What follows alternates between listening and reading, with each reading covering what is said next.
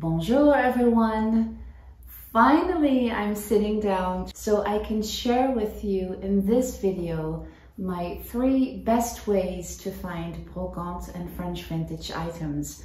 I've been wanting to make this video for a long time. I've actually been shooting in various places since October 2021. So finally now have the time to edit this and make this for you. As you may know, I moved with my family to France, to Burgundy in 2019, and we're renovating the farmhouse. And as soon as we started looking around and found several places here to buy stuff for the house, I discovered my love for French vintage items. And I found so many beautiful pieces that I just kept buying and buying. And then at some point realized I'm not going to be able to keep all of this. And so that's when I started selling some of the items that I found and sourced for myself and our house. So I have a small online shop on Instagram. I'll put the link in the description. But mostly what I'll share in this video is where I, as a person, so not as a business, find these items. Of course, you can do this professionally, and there are specific places where you as a professional brocanteur would find your items. You need to have a specific card, you need to be registered, and for example, that would give you access to certain places where they're called déballage. So you should imagine that as people that empty houses when people have passed, and then they just put all the boxes somewhere, and all the professional brocanteurs with their pass, with their little card, can come in and literally open all the boxes and take out the stuff that they want. But that is only for professionals, which I don't have that card. I'm just a person doing this and selling some of the stuff that I found. I want this to be something that you could do. If you're a brocante lover like I am, I want you to find the best places in France if ever you get the chance to visit, or maybe even online, to find your items. So here we go. So the first place that I really love is called les Emmaüs, and that is a charity store. It is actually a charity that welcomes people that for whatever reason aren't able to provide for themselves, so a home to live, food, and so they are welcomed in these communities where they live. And they work, they empty houses, and then they sell the items. You can also give the donations, so we give a lot of donations to them as well, stuff that we don't need, we bring to Emmaüs. And then they also have a shop. So it's not just a charity shop, it has a whole philosophy behind it that I really, really appreciate. And you will find these throughout France. So if you come to France, Google for that. Some are just a community where people live and they don't have a shop. And some are places where you can just donate stuff and they don't have a shop. So you really need to check that. You'll find them usually in the campagne, so in the countryside, but you also have Emmaüs en ville, which will be more like a smaller shop in the cities. And what I like about Emmaüs is that you'll find various things. The thing to remember about Emmaüs is that it is a charity thrift store. So that means that you'll find anything, not just curated brocante items, of course. You know, people come here to buy stuff for their kitchen, or people come here to get a new couch or a mattress or a bed or furniture. So it's not designed, the idea is not to offer a very curated collection of French vintage items. And I have to admit that I've been to places where I haven't found anything. You know, it's just normal, modern stuff, practical, everyday stuff. You'll find that a lot. So the thing with Emmaüs is that it's very different from place to place and from day to day. So our closest Emmaüs is about 10 minutes away from our home, and I just go there all the time to donate, and then I always take a look around. And sometimes they have nothing, and sometimes they have some gorgeous items. This is where they put all the furniture. When we just moved here, we found our first pieces of furniture here just to get us started. And what I also really like about this Emmaüs is that it has what we call le parking, and that's the parking. It is an outside area where they put all well, I would say junk, but there sometimes are really some nice items and treasures in there. It's my favorite place of the whole Emmaus, and they don't have this at every Emmaus. And I just like to take a look around and see hidden treasures that I can find sometimes.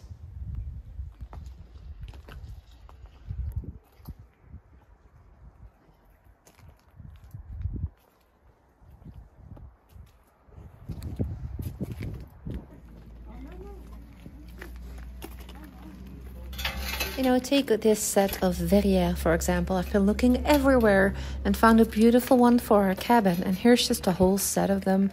If you could give this a nice color, put glass in, this could be perfect for a beautiful project.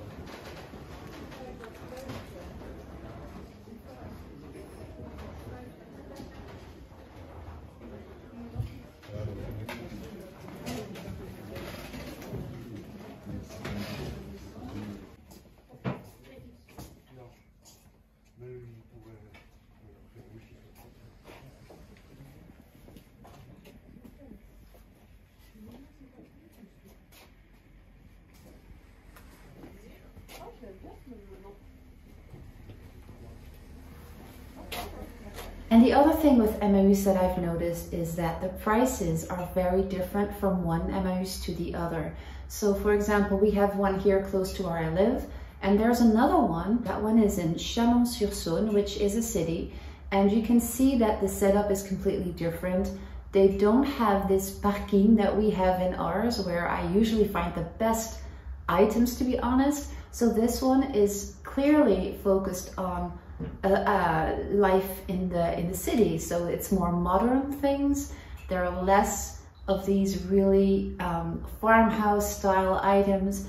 When they do, however, have a vintage piece like all these plates that you see here, they are really very, very cheap, and so much cheaper than they would be in my local Emmaus, where a set of these plates would be 15 or maybe even 20 euros.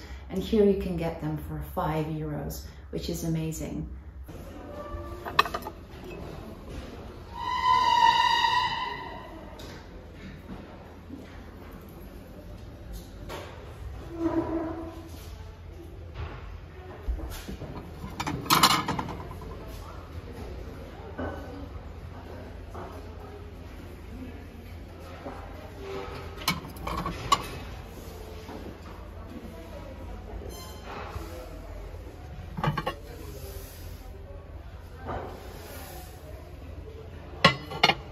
And like this whole set, for example, I think it says 6 euros for the whole thing. That would be at least 15, if not 20, in my local Emmaus.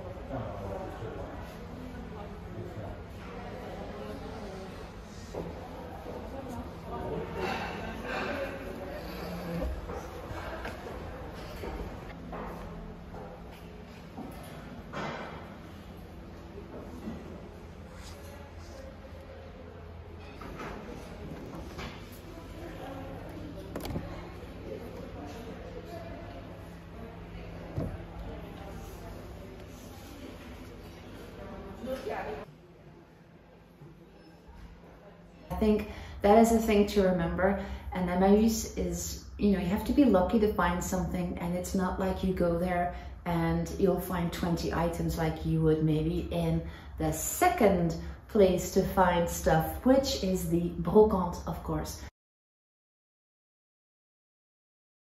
The brocante shops, where someone has done all that work for you, sifting and sorting through, maybe at Emmaüs or maybe at the déballage, because they'll most likely be professionals, so they have access to other places where they can find these items. So when you go to a brocante, and also the brocante prices will be very different from one place to the other. But the other thing with brocante that I have learned is that people tend to not understand what goes into finding these pieces. So when I sell it or when somebody else sells it, people go, that's, you know, this, like if I would sell this for 15 euros, I'm just saying something, if 15 euros was actually quite reasonable for this. People go, well, that is, I can find this at Emmaüs for free. Yes, but you'll have to find it. So you'll have to find the right Emmaüs. It has to be sitting there when you visit. You'll have to check it and pay for it. You have to pay for the gas. Then when you buy it from the brocanteur, he has to write an invoice for you. He has to pay for his accountant or her accountant, the shipping. People sometimes forget how much goes into finding a piece. So if ever you're buying from a brocanteur, online or offline, please be respectful of that, and please be aware that if you would have to find this, you might spend 3 or 4 weeks driving to 6 or 7 places to find that specific items. So that's what I always call the difference between a curated offer, like a curated store, or a thrift store. That is the difference. And this is also what you would find if you would go to the brocante markets. So I went to one, I showed that in an earlier video, and the prices were really different than, of course, the Emmaüs. And what I use that for is when I know that there's an item I'm looking for that I cannot find at Emmaüs, or that I haven't seen in the past 2 years and it's been on my wish list, then I will go to one of those places to specifically get that item. I was also very surprised at some prices being very reasonable at that specific market and others being through the roof. For example, here you see these plates that were, I think, 65 euros for 6, which is a lot, but this person has done probably a lot of work to find them. I don't like going to those places that much because I kind of love, and I think you recognize this maybe if you are someone that likes brocante hunting as well. I just love going to a place where it's messy, and then you just start sifting through everything and taking things out of boxes, and then you find this gorgeous item that you didn't expect to find there, or that nobody else found, and it's in perfect condition and it's a good price.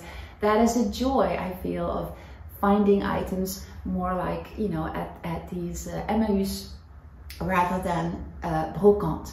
And let me know when you got your best find ever and where you found it in a comment. I'd love to hear that. You know, we all have this one thing. For me, it's this big set, like, what is that called? Service Vaisselle Roya, that I found at Emmaüs at an incredibly good price, and the other one that I found on Le Bon Coin. I will always remember finding that and knowing, wow, you know, this is such a great find. And it just makes you happy, right, to find something. And so what was your best find and where did you find it? So tell me all about that in a comment. So if you wanted to find brocante markets, you can find them on a website. And on that website, you will find all the brocante markets and vide-greniers that are in that region at a specific date. So you'll need to know in which département you are. So France is made up of, I think, about 101 or 2 départements. Please correct me if I'm wrong. I don't have that number in my head. So you need to know when you're staying somewhere. I'm in 21, for example, and then you type that in, and then it gives you all the brocante markets. And that can be like a really nice one, like the one I went to in Beaune, but it can also just be a small one in a small village, and it can also be a vide-grenier. So let's look at the differences in all those names. So you have a brocante, you have a vide-grenier, and then you also have the vide-maison. A brocante is really focused on finding brocante items. Professionals, and maybe some non-professionals, that just hire a small piece of the street where they display all of their items. But if it's called a brocante, it will most likely be nicer items. A vide-grenier is really just a flea market for everyone. It's like a garage sale, but then we're all doing it in the street. So this is just people going through their house, kids getting rid of their toys, moms getting rid of the kids' clothes. Maybe you'll find anything. You can sometimes find nice items, but it's also it's not curated. It's not focused on finding brocante, but it can be interesting sometimes to go. And there'll be big differences if you go to one that's in a bigger village or city, or maybe in the countryside. And then you also have the vide-maison, which is when somebody is clearing their house. So that may be like a garage sale, maybe in the US, but I don't know. Let me know where you are, by the way, because I've been wondering where everybody's from that's watching these videos and how this is called in your country. Leave that in a comment, that'd be so interesting, because obviously English is not my mother tongue and I try to explain things, but I don't really find the words because I don't know what it's called in your country and I don't know where you're watching this.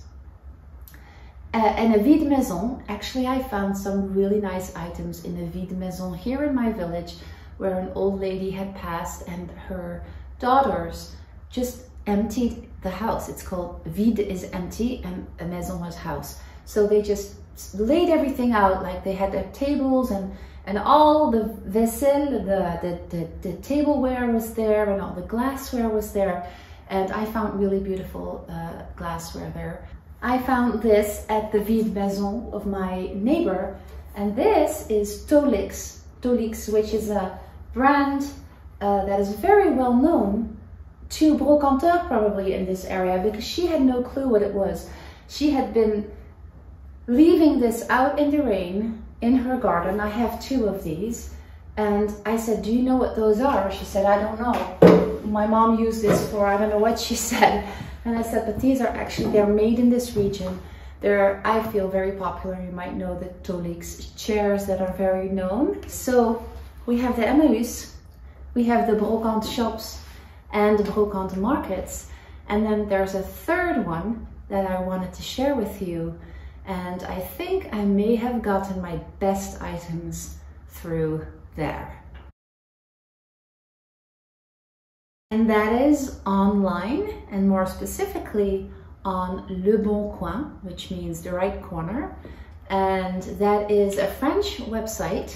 It's like the Dutch Marktplaats. It might be a little like eBay, where you can just as an individual put everything you want to sell and other individuals can find it. You do find some professional sellers on there. So basically you just type in what you're looking for. And what I do when I look for plates, tableware stuff, I type in the name of the brand, for example, Sarreguemines or Digoin or Jean, and then I look for that, and you can say where you want to find that. Of course, this is only something you could do if you would be in France or know someone in France that can collect the items for you.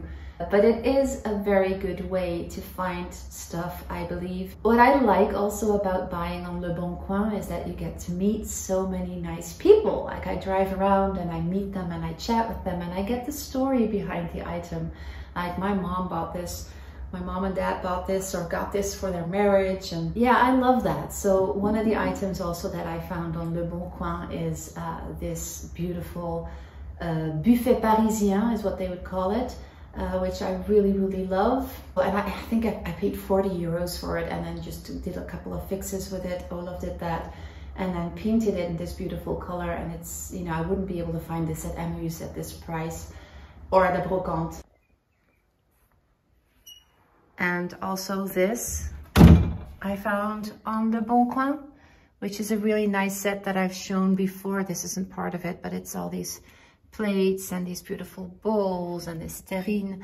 And I found that on Le Bon Coin as well, with a really nice family. And this, and I don't know if I've shown this before, but I think so, is a really very complete set of Royale that I found at Marloes.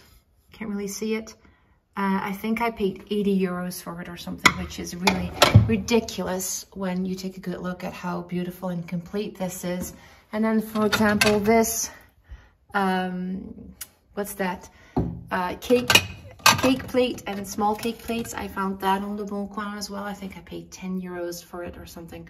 So that is really the stuff that you could find on Le Bon Coin easily at really good prices, especially if it's from someone that's just trying to get rid of grandma's stuff and nobody in the family wants it. I can't believe that actually happens, but it does. I also found this really gorgeous church bench on Le Bon Coin. I think I paid maybe 25 euros for it or something, which really isn't a lot, but it's 3 meters long and it just fitted into my van. I still don't know what I'm going to do with this, but I just really, really love it. And I also found this bench on Le Bon Coin, and it actually turned out it was a guy just like me. He has a job and he just does this for fun. He finds items and then he puts them on Le Bon Coin to sell them. I don't know what I paid for it. I think maybe 40 euros, which really is nothing for this kind of bench. If you would find this in a brocante shop in the Netherlands, it would be at least 100, I would say. So I was really happy to find this nice patina. I think it actually has some paint or something here. Yes. And I liked, we've kept in touch ever since. We met through, you know, me finding this online. And we are both passionate about brocante, so that was nice. That's what I mean, you meet so many nice people. And then lastly, we also found this gorgeous mantelpiece on Le Bon Coin. It was a crazy idea to even want this and install this in this space, but we're so happy that we did. It was crazy work, but it really adds a lot of character to this space, which is the future holiday home. And we bought this for 150 euros, and I would say it's worth at least 2,000 if you would buy this at an antique shop. Super, super happy we have this. And then next to Le Bon Coin, you also have other places online. For example, this one, it's called Nitty. And that is actually just a company offering a place for you to buy curated items. So here's the difference again between Le Bon Coin, where you can find anything, and Nitty, which will be a very curated offer. I think I've never bought anything on Nitty, to be honest, because the prices are really very high compared to what I could be able to find if I spent some time on it here. But as you can see, it's really nice to browse through and it gives you all these beautiful options. So that could be a really good alternative if you're not in France. They ship to France, Germany, the Netherlands, Luxembourg, Belgium, Switzerland.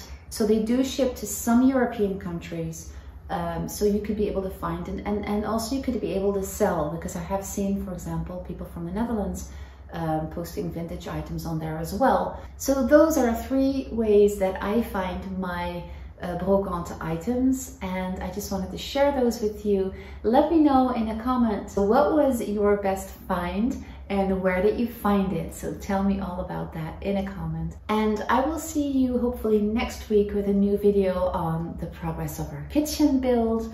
It's going pretty slowly, I have to admit, as long as I can't show you any big renovation projects or results. I'm just trying to take you along in our everyday life here in France. So thank you for watching again, and I will see you next week.